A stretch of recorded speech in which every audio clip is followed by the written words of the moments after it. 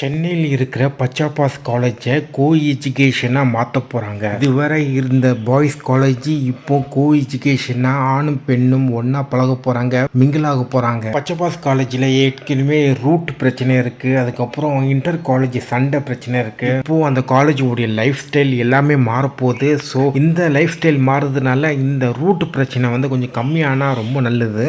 அதுக்கப்புறம் இன்னொரு முக்கியமான ஒரு விஷயம், தமிழ்நாட்டிலையும் மட்டும் கிடையாது, இந்தியாவிலும் சரி, ஆணும் பெண்ணும் பழக்க வழக்கம் அந்த அளவுக்கு ஸ்ட்ராங்காக இல்லை. ஒருத்தர் மேனிப்புலேட் பண்ணிடுறாங்க, ஒருத்தர் அழிச்சிக்கிறாங்க, அந்த அளவுக்கு ரொம்ப கண்ட்ரோல் பண்ணிக்கிறாங்க. ஒருத்தர் ரொம்ப யதார்த்தமான ஒரு ஃப்ரெண்ட்ஷிப், ரொம்ப ஒரு ஜோவியலான ஒரு ஃபன்னியான ஒரு குரூப்பாக, அந்த மாதிரி ஒரு யூட்டோப்பியாவாக ஒன்று தான் இருக்குது தவிர்த்து ரியலிஸ்டிக்காக இன்னும் அந்த மாதிரி தமிழ்நாட்டில் அந்த மாதிரி அமையலை. அதாவது ப்ராக்ரெசிவாக முற்போக்கான ஆணும் பெண்ணும் பழக்க வழக்கம் தமிழ்நாட்டில் அமையலை. அந்த மாதிரி எங்கேயும் கிடையாது. அதே சமயத்தில் நார்த்லேயும் அந்த மாதிரி எதுவும் இல்லை. ட்விட்டரில் நிறைய பேர் விமர்சனம் தெரிவித்தாங்க பச்சைப்பாஸ் காலேஜை கோ எஜுகேஷனாக மாற்றினதுக்கு.